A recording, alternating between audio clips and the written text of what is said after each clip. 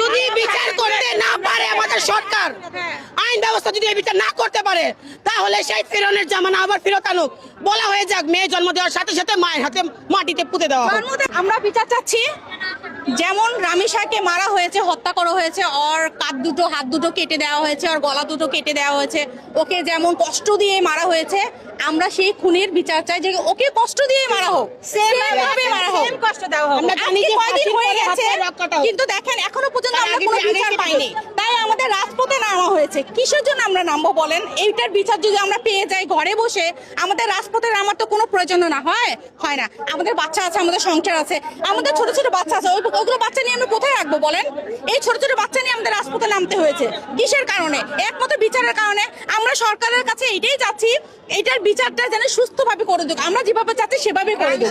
ওকে যে রামিসার বাবা তো বলেই দিয়েছে যে এই বাংলাদেশে দেশে কোনো রেকর্ড না, আজ পর্যন্ত রেকর্ড আছে। দেখেন এই প্রায় 1 বছরের মধ্যে প্রায় 10 থেকে 12টা বাচ্চা রেপ হয়ে ওকে মার্ডার করেছে, কিন্তু আমরা কোনো এটা বিচার পেয়েছি? বিচার পাইনি। কিন্তু প্রত্যেকটা বাচ্চার এগুলো হচ্ছে। আগে বড় মানুষের হতো, এখন বাচ্চার হতো। কিসের জন্য? গতকালকে আরেকটা চট্টগ্রামের শুনলাম ধর্ষণের ঘটনা। 4 বছরের শিশু, ভয়টা কোথায় পাইছে রেপিস্টরা? কোনো ভয় পায়নি ভাই, না হলে সাহস হইতো না 24 ঘন্টার ভিতরে আরেকটা ঘটনা ঘটানোর।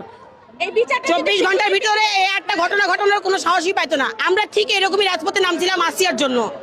1 মাসের ভিতরে ফাঁসির কথা ওয়াদা দিছিল তখনকার সরকার, তৎকালীন সরকার 1 মাসের ফাঁসির অর্ডার দিছিল, 1 মাসের ভিতরে ফাঁসি হবে।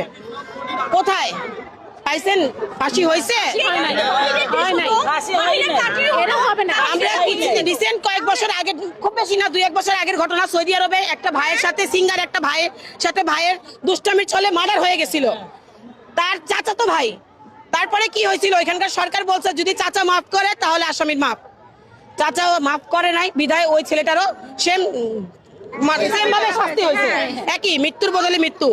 আমাদের বাংলাদেশে কি হচ্ছে ভাই? আমি জাস্ট সরকারের কাছে হাত জোর করে অনুরোধ, আমার মেয়েটাকে বাঁচতে দেন, আমাদের সন্তানকে বাঁচতে দেন।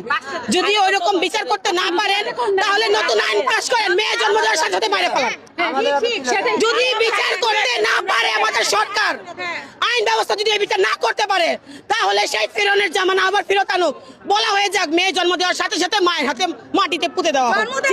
যখন জানা হবে আমাদের মেয়ে আছে, আমরা এখন আলট্রাসাউন্ড করি, যখন বলে দেওয়া হবে যে আপনার গর্ভে মেয়ে সন্তান আছে, মেডিসিন তৈরি করুক, আমরা মেডিসিন খেয়ে বাচ্চা নষ্ট করে ফেলবো, শেষ।